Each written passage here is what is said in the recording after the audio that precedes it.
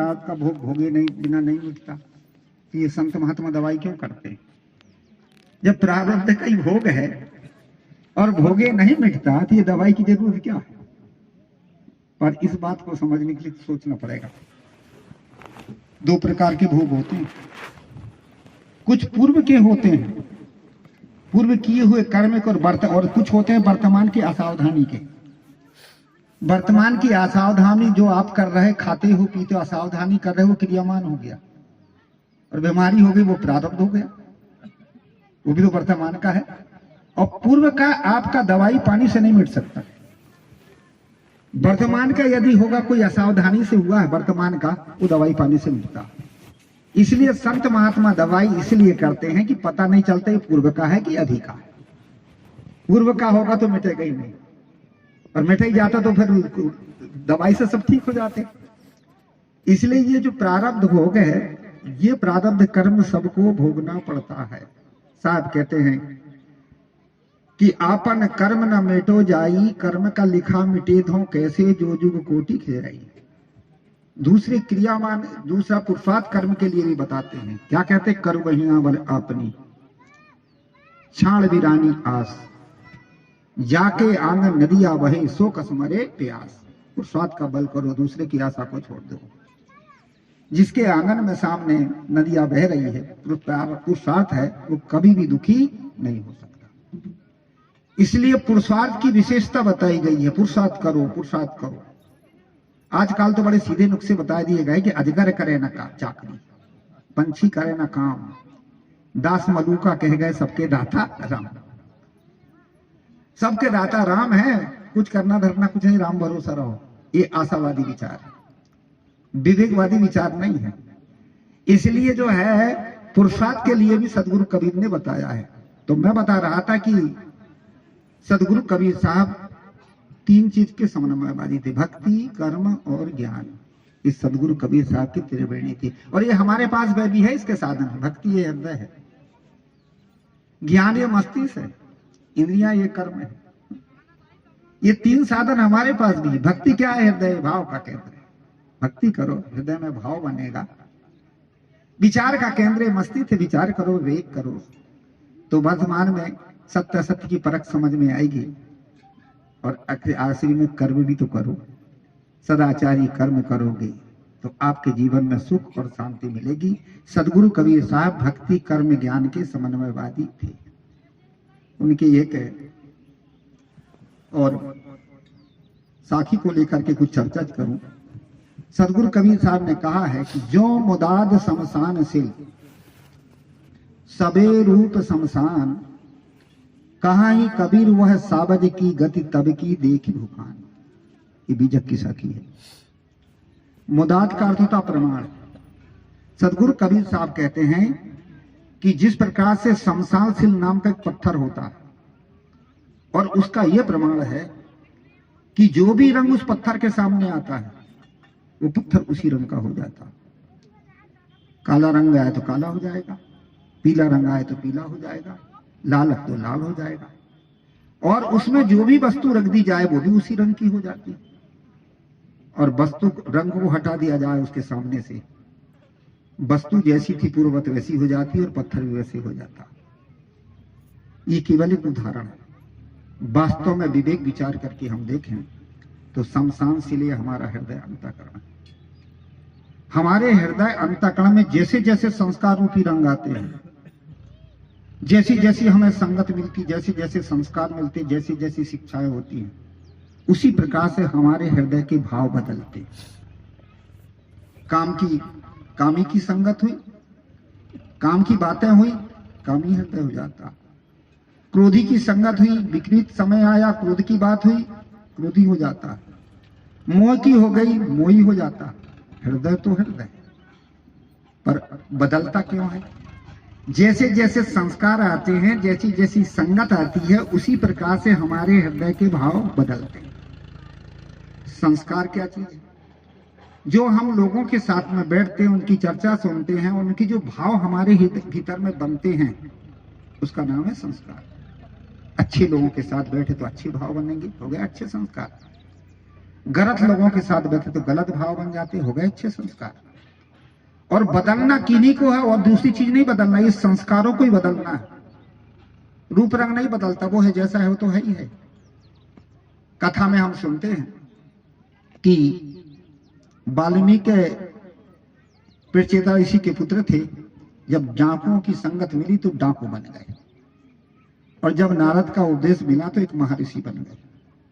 तो रूप तो वही रहा होगा, बदला क्या चीज, केवल भाव ही तो बदला। इसलिए कहा जाता है कि जैसी जैसी संगत मिलती, जैसे जैसे संस्कार मिलते, उसी उसी प्रकार से हमारे भाव बदलते हैं, और जैसे जैसे भाव होते हैं वैसे वैसे हमारा विचार होता है। जैसे हमारे विचार होते हैं वैसे हमारे इंद्रियों से कर्म होते हैं, जैसे हमारे कर्म होते हैं वैसे जीवन में सुख और दुख मिलता है। इससे संत कहते हैं कि हृदय के भाव को बदलो। एक गुरु जी थे, और वो गुरु जी किस चीज के थे, उस्ताद थे, गुरु जी थे, हस्तरेखा सिखाते थे। लोगों को हस्तरेखा सिखाया, बहुत लोगों को सिखाया, लोगों ने सीखा। और जब वो हस्तरेखा से उनका शिष्य पारंगत हो जाता था, माने पूरा हो जाता था, तो उसकी परीक्षा लेते थे।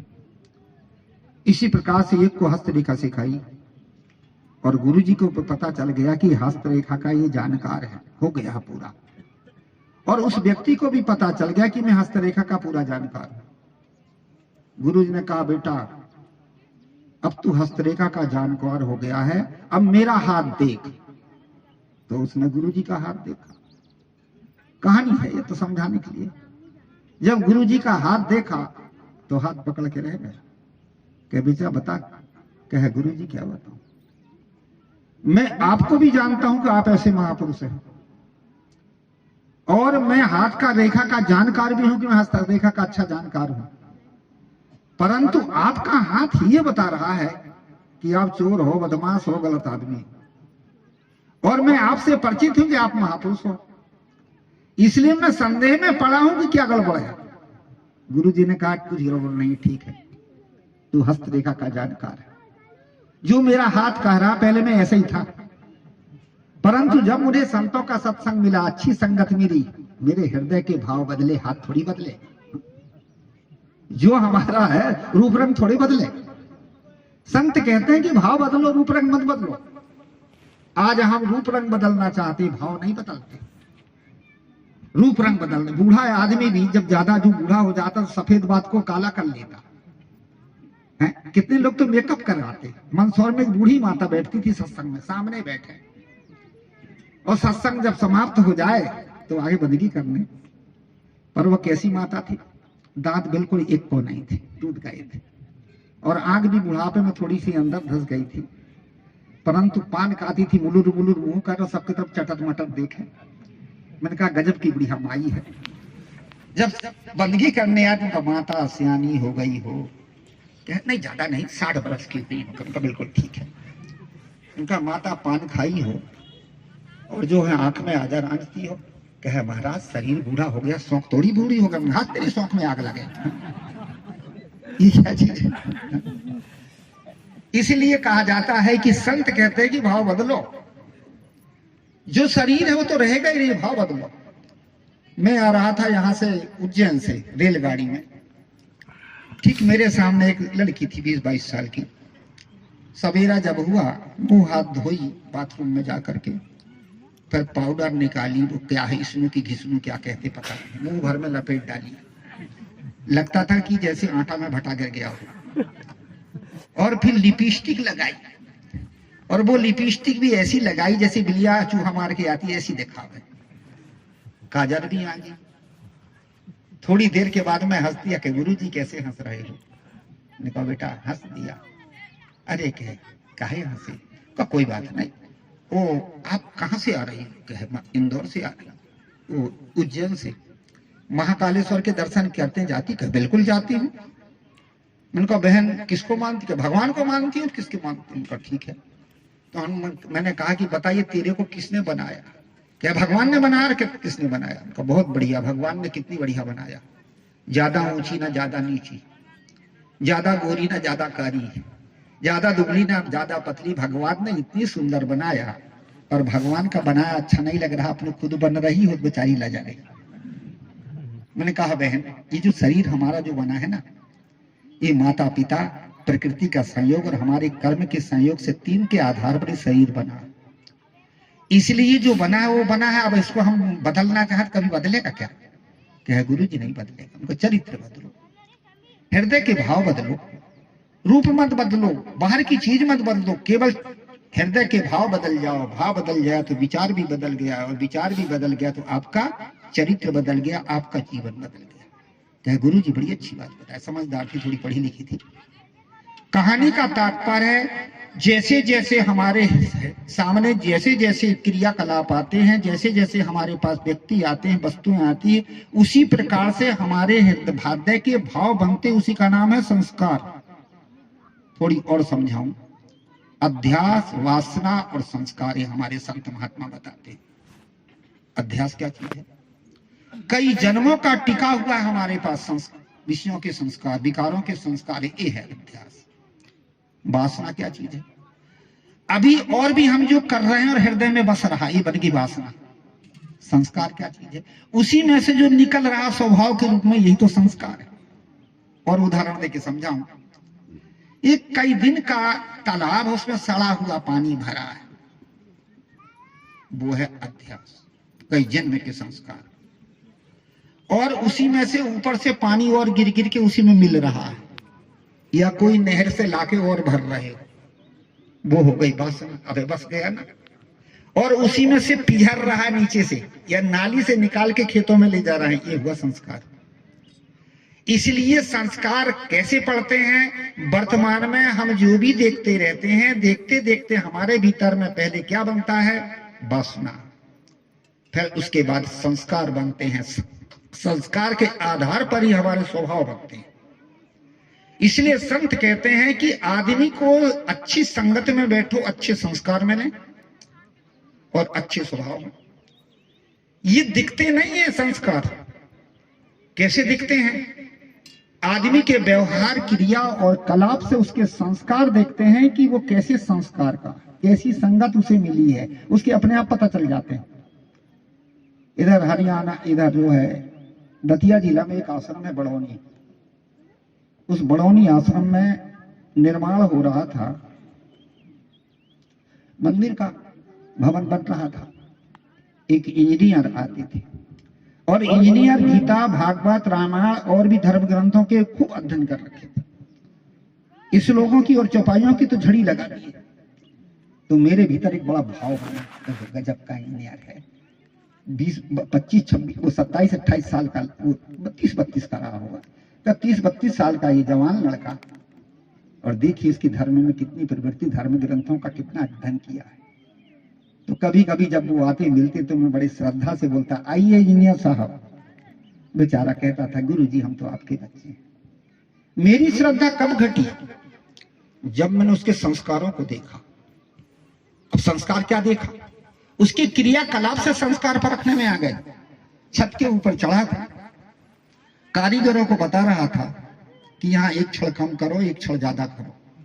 और उसी समय उसके नाक में गंदगी आई और गंदगी को, नाक की गंदगी को फेंका और फेंक करके रगड़ रुगड़ के बाहर में ऐसे ऐसे चौपट लिया। मैंने कहा पारा पूरा चौपट कर दिया। पढ़ा लिखा तो था, विद्वान भी रहा, और संस्कार मलिन थे। एक संस्कार कहां से मिले? संगत से। कौन सी संगत? माँ बाप ने इसी प्रकार से उसको संस्कार से उसको संभाल नहीं पाए। यदि माँ बाप अच्छे संस्कार देते, करें गंदगी अच्छी है, ऐसे नहीं करते। छोटे छोटे बच्चों को कहा जाता, उसको समझाया जाता, सिखाया जाता था कि ये गंदे संस्कार आते।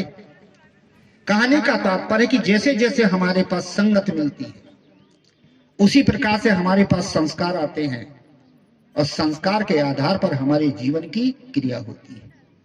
इसलिए आदमी की परख होती उसके संस्कारों से, ये अच्छा है कि बुरा है कि कैसा है। संस्कार से अपने आप पता जाता उसके स्वभाव। एक जगह, और अब आप लोग सब व्यवहारिक लोग हो, बाल बच्चों की शादियां करते ही हो और लड़की लड़का देखने जाते ही हो। ऐसे ही एक जगह एक लड़का को शादी के लायक हो गया था, तो पता चला कि अमुक गांव में लड़की है, लड़की देखने के लिए गए। और जब वहां गए, लोगों ने देखा, पता चला तो बढ़िया अच्छा घर था, अच्छा परिवार था, पढ़ी लिखी लड़की थी। लोगों को पसंद आ गई। कह दिया कि ठीक है अब हम लोग जा रहे हैं, पसंद तो है, विचार करेंगे। जब गांव से बाहर निकले और गांव से जब बाहर निकले तो आपस में चर्चा होने लगी। एक ने कहा यार लड़की बड़ी सुंदर है, दूसरे ने कहा सुंदर भी है, पढ़ी लिखी भी है, तीसरे ने कहा पैसे वाली पार्टी भी तो है, ये ऊपर ही ऊपर का तो देखते हम लोग, चौथे ने कहा अरे फैसिलिटी भी कितनी सुंदर है। लड़के का जो फूफा था वो चुपचाप था। लोगों ने कहा भाई तू भी कुछ बता ना। उसने कहा क्या बताऊं, आप लोग तो सब कह ही रहे हो। कह नहीं अपना भी विचार दे भाई, तूने भी तो देखा है। उसने कहा सब ठीक है पर संस्कार ठीक नहीं। या तूने यार कौन सा संस्कार देख लिया? क्या संस्कार ये देखा कि जब प्लेट में कटोरियां लेकर के, नाश्ता की कटोरियां लेकर के जब वो लड़की आई थी तो सब लोग लाइन से कुर्सी में बैठे हुए थे, लाइन से बैठे थे।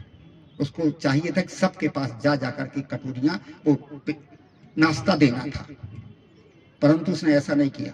वो थी चालाक और वो थी आलसी। जो आलसी आदमी होता है वो चालाकी करता है कि कहां से कम काम करना पड़े, इसलिए वो बीच में खड़ी हो गई और बीच में खड़ी होकर के फिर सबको कटोरियां दे रही थी एक ही जगह से।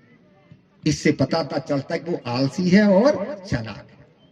यदि वो पुरुषार्थी होती तो सबको एक पास में जा जाकर के लाइन से दे। तीसरा क्या देखा?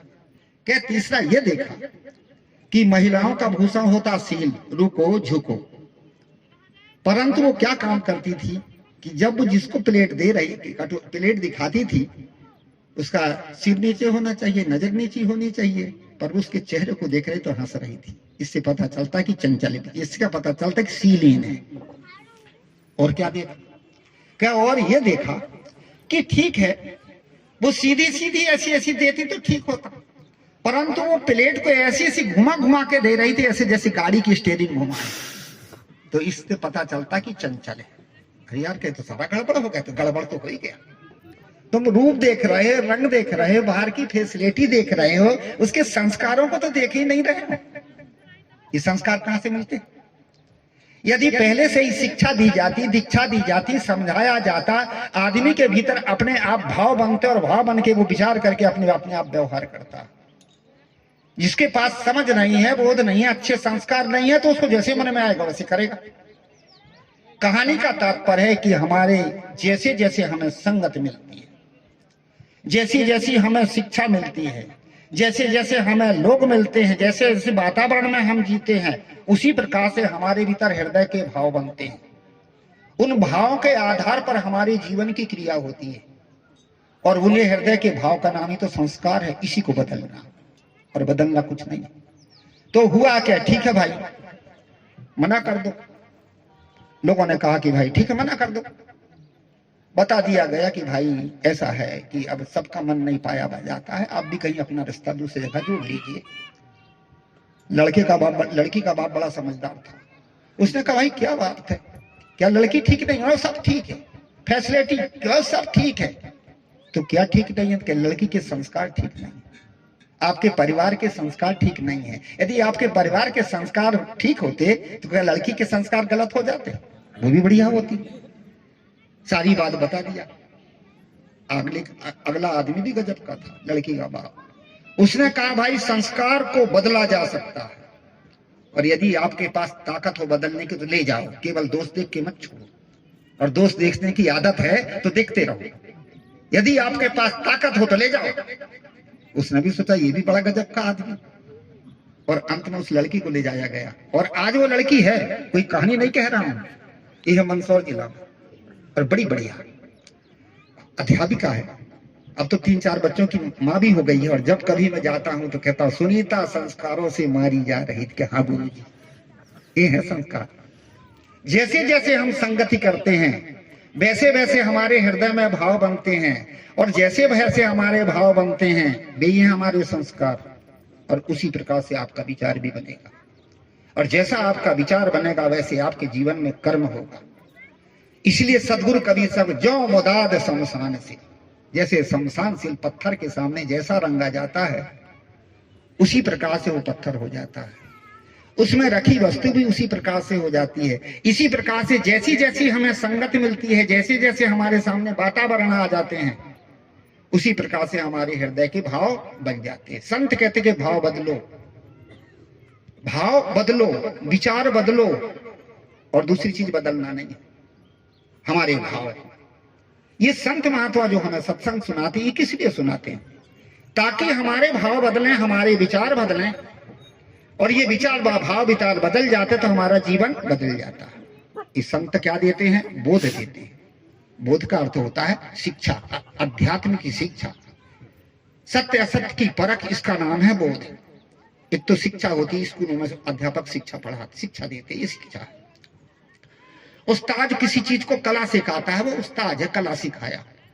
किसी ने कोई चीज सिखा दिया, वो उसको जो है चीज सिखाया है, पर जो सद क्या देता, बोध देता, उसी का नाम है सदगुरु। संत महात्मा हमें सत्य का बोध देते हैं, सत्य की शिक्षा देते हैं, सत्यवाद को बताते हैं, सही क्या है गलत क्या है ये हमें बोध देते हैं। और उन बोधों से पता चल जाता है कि तुम चेतन अविनाशी हो।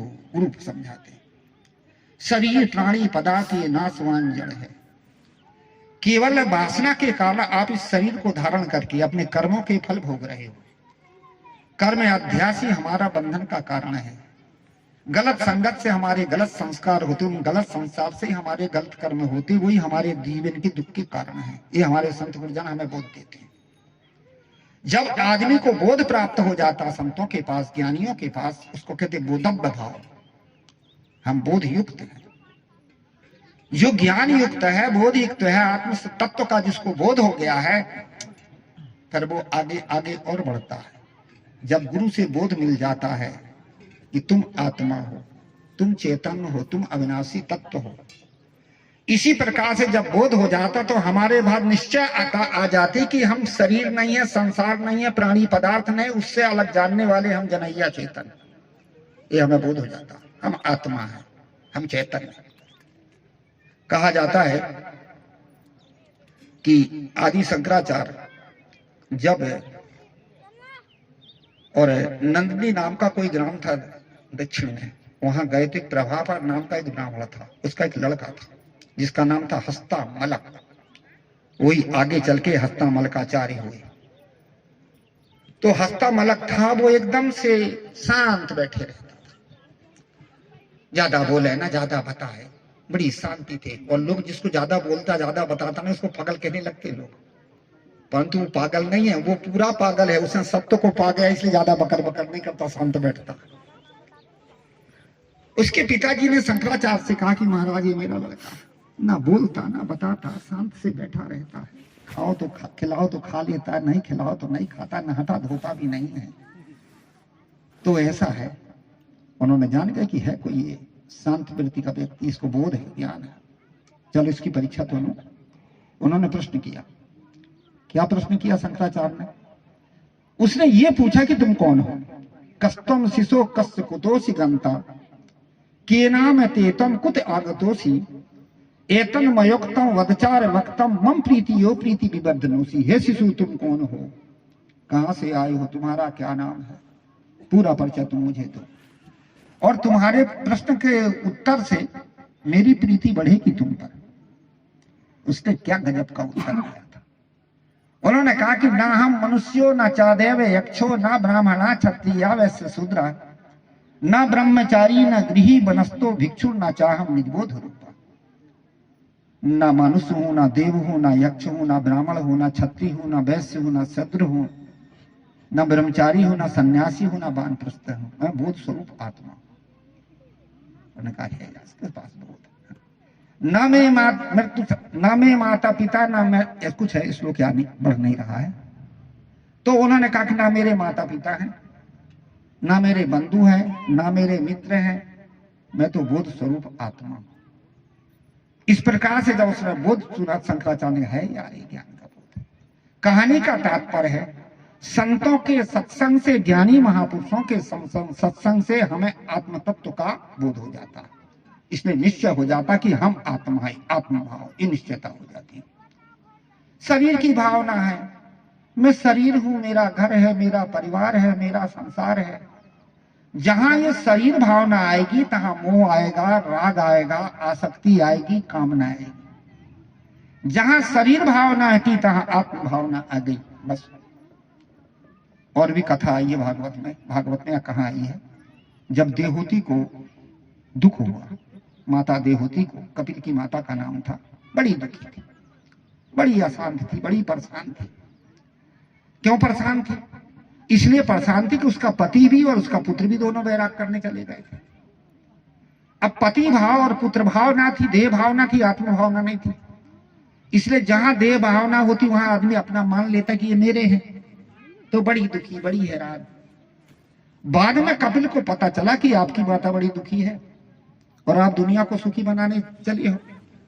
कपिल वापस जब घर में आए, 12 साल बीत गए थे, तो माता को देखा तो दुखी थी, दुबली पतली, पर पहचान नहीं सकी। बड़ी सेवा किया। कपिल ने देख लिया कि है मां दुखी।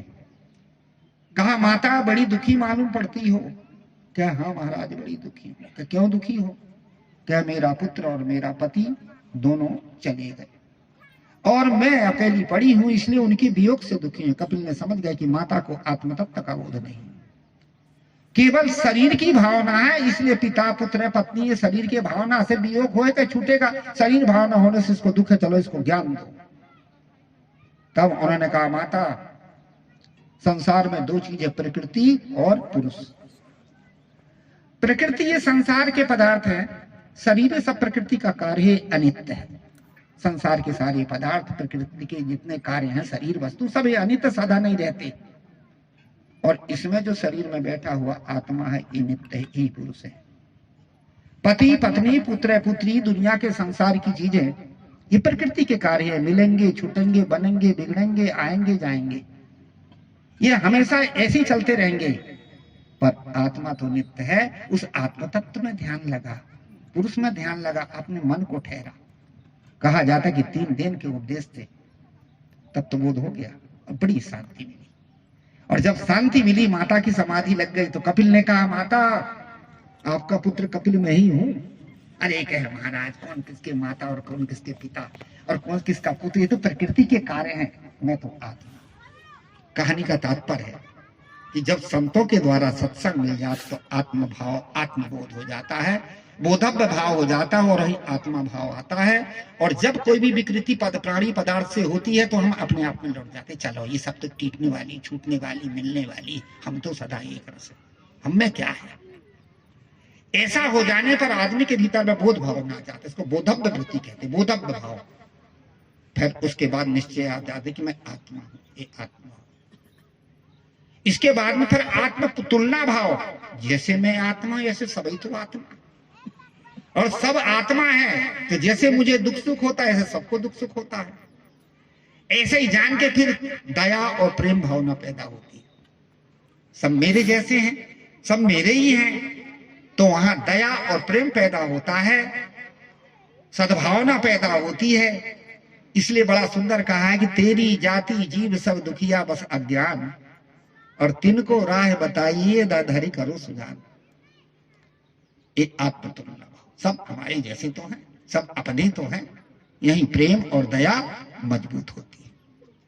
फिर आगे कौन सी भावना होती है? फिर होती है आत्म तुलना भाव के बाद में फिर वस्तु तुलना भाव। जैसी कोई भी वस्तु है, इनको भी जरूरत और मुझे भी जरूरत है।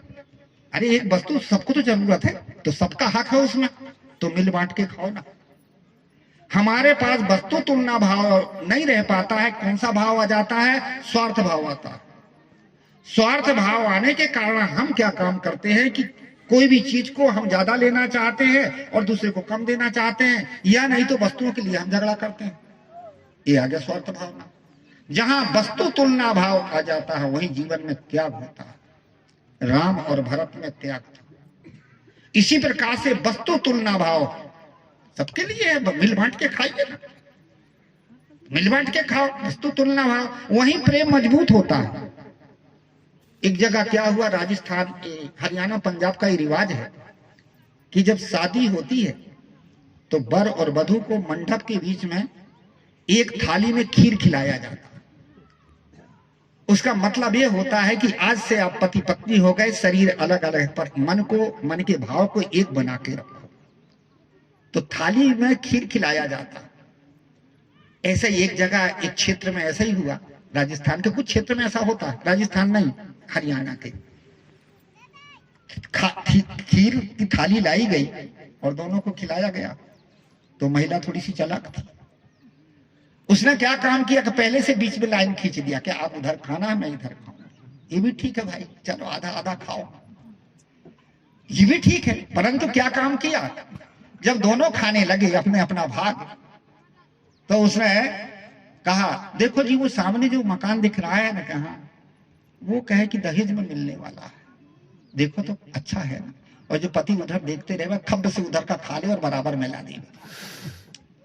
थोड़ी देर के बाद में फिर कह देखो वो जो खेत है ना उधर, वो भी मिलेगा, अच्छा है ना, मकान वकान बनेगा, खेती भी अच्छी होती है। बाद में बहला लिया और वो बेचारा उधर देखने लगा, फिर एक खब्ब से खाई उसका तरफ का, फिर मिला लिया, पूरा ही खा गई। कहानी का तात्पर्य, जहां स्वार्थ भावना होती है वहां वस्तु तुलना भाव नहीं होती और वही विवाद पैदा होता। और जहां वस्तु तुलना भाव हो गई कि सबका हक है, इसमें मिल बांट के खाइए। राजस्थान में जैनियों की जमात गई, उस जमात में 100 संत थे। नियम बनाया गया कि पानी की कमी है, एक संत को 2-2 गिलास का अधिकार है। एक महात्मा ने 5-6 गिलास पानी पी गए। तो वहां के जो गुरु थे उन्होंने कहा तुमने गलत किया, अब तुमने नियम का उल्लंघन किया है, 40 दिन का उपवास। वहां पर कोई गलत करता है तो बाहर से दंड नहीं दिया जाता, साधना करवाई जाती है, साधना करो कम से कम 40 दिन का उपवास। उस शिष्य ने कहा कि गुरु जी 40 दिन का उपवास, इतना क्यों, क्या गलती हो गई? क्या गलती हो गई कि तूने पानी ज्यादा पी लिया? कहा महाराज ये बताइए। अपने उसने दलील पेश किया कि पानी किस लिए है? गुरु जी ने कहा पीने के लिए। उसने कहा कि क्यों पिया जाता है? गुरु जी ने कहा कि प्यास मिटाने के लिए पिया जाता। उसने कहा उतना ही तो पिया जितने में मेरी प्यास मिटी, कहां ज्यादा पिया? अपनी दलील पेश कर दिया।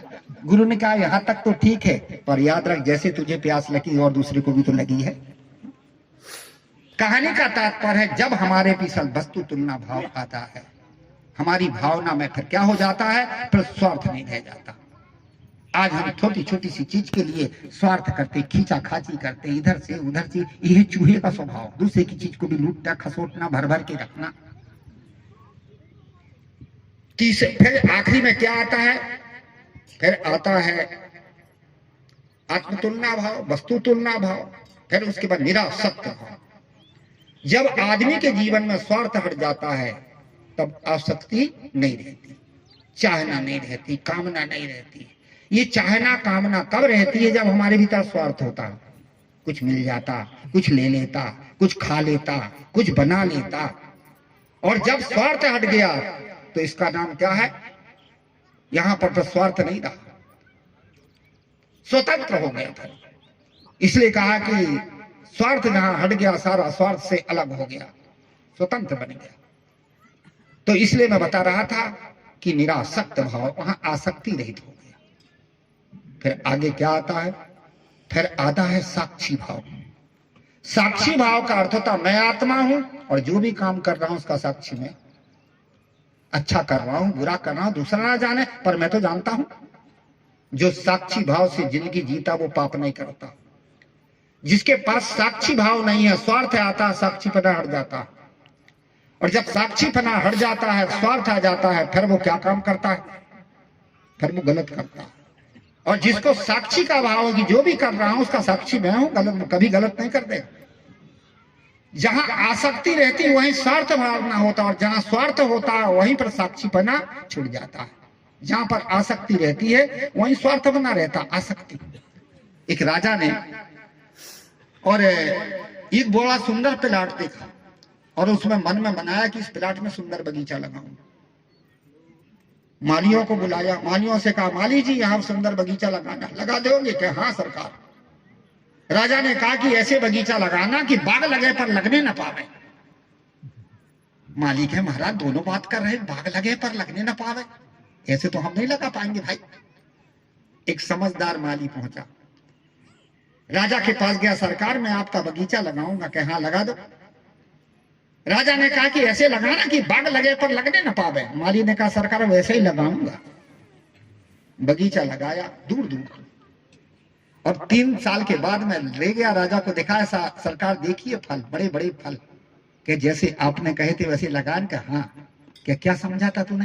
कि मैंने समझा था कि बगीचा तो लगे पर सटने ना पावे। कहानी का तात्पर्य, हम व्यवहार में जिंदगी तो जिए पर हम आसक्ति में न सटे। जो निरासक्त भाव से जिंदगी जीता है वो सुखी होता है। जो कुछ थोड़ी थोड़ी सी आसक्ति में फंसता है, थोड़ी सी चाहना, उतना ही दुखी होगा। जितनी चिपकाहट होगी उतनी पकड़ होगी, और मन निरासक्त यदि चिपकाहट नहीं होगा उतने स्वतंत्र जीवन जीने। हम परतंत्र क्यों बनते हैं? आदत के बस में, आसक्ति के बस में, चाहना के बस में। यही तो हमको परतंत्र बनाती है। और बनाता कौन है? हम तो स्वतंत्र हैं। मानव स्वतंत्र है। वर्तमान में अच्छा भी कर सकता है, बुरा भी कर सकता है, सही भी कर सकता है, गलत भी कर सकता है, स्वतंत्र है। पर हम गलत क्यों करते हैं? आसक्ति के बस, चाहना के बस, वासना के बस। आखिर में मैं बता रहा था कि साक्षी भाव, जिसके जीवन में ज्ञान बोध हो जाता है कि मैं आत्मा साक्षी, जो भी करता हूं मैं जानता हूं, साक्षी हूं। और जब साक्षी हूं, मैं जानता हूं, तो पाप मुझे लगेगा, जान रहा हूं तो लगेगा। जिसको साक्षी पना का बोध होता है वो कभी भी गलत करता ही नहीं। एक गुरुजी थे, और गुरुजी के पास में 2 शिष्य गए। गुरुजी ने देखा कि कौन साधना को पूरी कर सकता, जरा देखो तो किसके पास। तो गुरुजी ने कहा कि ठीक है कुछ दिन रहो। तो गुरुजी ने उनकी परीक्षा ली। पर साधना वही कर सकता है जो साक्षी बन के रह सकता है। जो साक्षी नहीं बनेगा वो साधना नहीं करेगा, वो तो गपड़ सपड़ करेगा। तो गुरुजी ने कहा कि सुनो बेटा, दोनों को एक एक केला दिया और कहा कि ऐसी जगह केला खाना कि कोई देखे ना कोई जाने, ऐसी जगह केला खाना। क्या? गुरुजी ठीक है। एक था स्वार्थी स्वभाव का था, लालची स्वभाव का था। कुटी के पीछे गया और देखा कि कोई नहीं है, केला खा लिया। गुरुजी के पास में आया। गुरुजी ने कहा बेटा केला खा लिया क्या? गुरुजी खा लिया। कोई नहीं था? कोई नहीं था। गुरुजी ने समझ गए कि यह है कच्चा, जल्दी से काम कर लिया। दूसरा बड़ा समझदार था।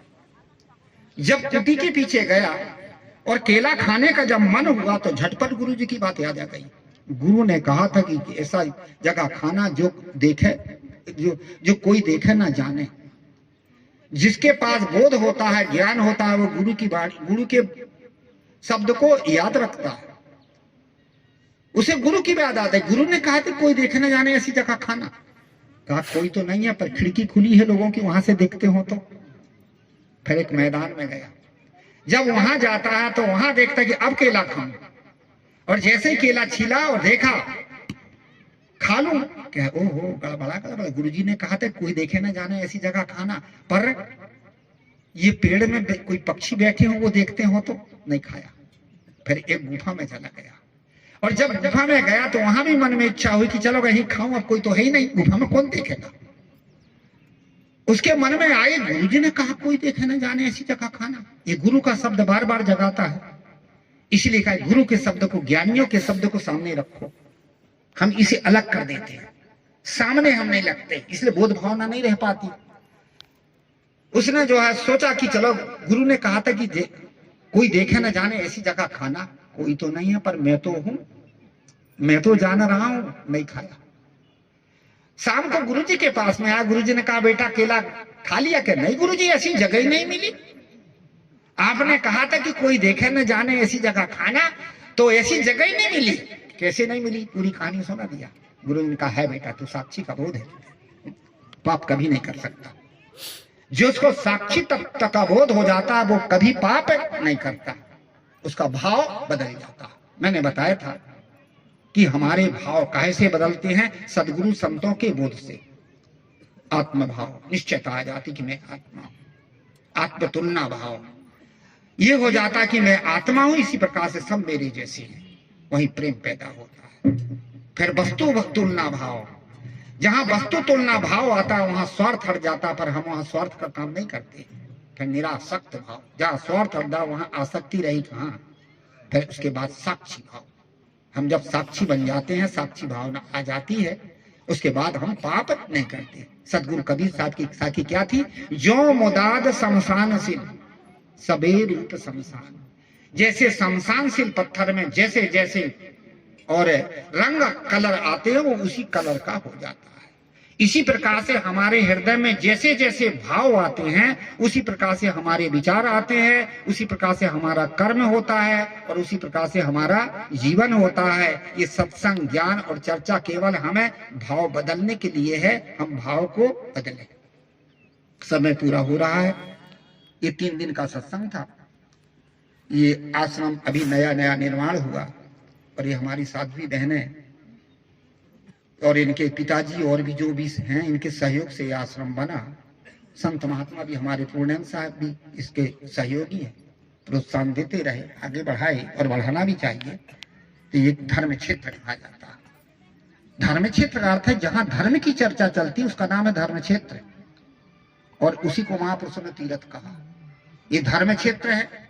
यहाँ पर आप सभी का कर्तव्य बैठता है, जहां तक बने सेवा, सहायता, सहयोग करें।